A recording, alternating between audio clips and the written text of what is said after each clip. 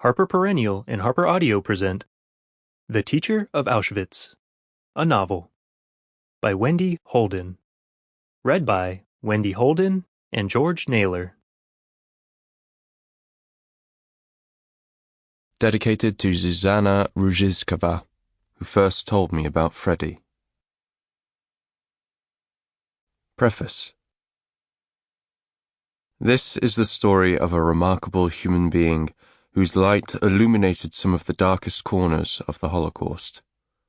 Founded on rigorous research, a few scenes and characters have been created for narrative and dramatic purposes, but the timeline of events is faithful to the records. Prologue.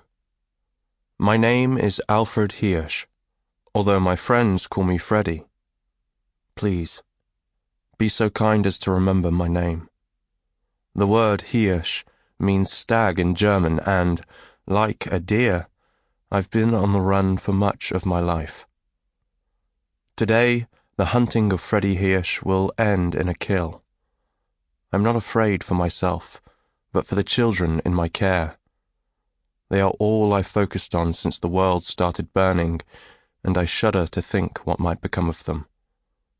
My name is Fredy Hirsch. I am 28 years old. I am a teacher.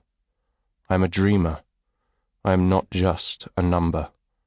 Nor will I be identified by the yellow triangle I've been forced to wear. My name is Fredy Hirsch, and I fought to maintain a vestige of normality and decency in this hellish world.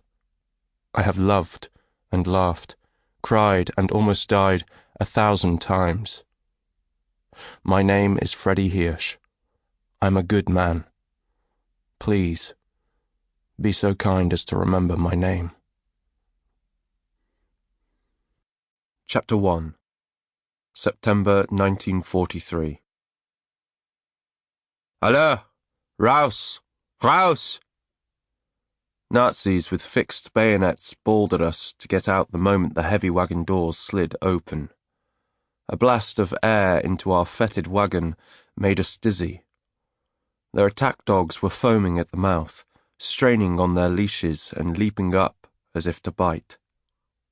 Senior SS officers glared at us as we surged, squinting and gulping towards the morning light, pleading for water. Voda! Wasser bitte! Pushed from behind, dragged to the ground, we jumped or fell as knees buckled, and we were greeted not with water, but pandemonium. After 3 tormented days and nights since leaving our ghetto in Czechoslovakia, we had finally arrived at our destination. During that desperate, claustrophobic journey, we had to relieve ourselves where we stood, as people wept or clung to each other in silence. Old people died. Mothers sang lullabies to wailing babes, and adults lost their minds. Bumped along the tracks in our hateful coffin on wheels, I had done my best to keep the children distracted with stories and songs, but only a few appreciated my attempts. I eventually gave up when an old lady started screaming, "Shut up! Just shut up!" Our train slowed to a stop many times, pulling into sidings to allow military cargo to speed past. People taking turns to stand by the window read out the signs of stations we passed, yelling, "We're at Köln," or "We're approaching Alamos."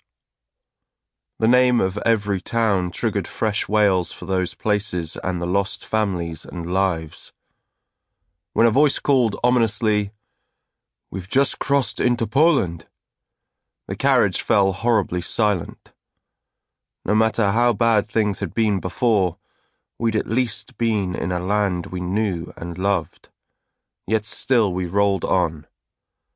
When the train finally jerked to a halt and we heard German voices, someone else cried out, "It's a huge camp! Watchtowers and fences everywhere!" Before we could take everything in, we fell from the wagons and were pushed into rows by shaven-headed men with cudgels and bamboo sticks. They wore what looked like blue and grey striped pajamas, Sample complete. Ready to continue?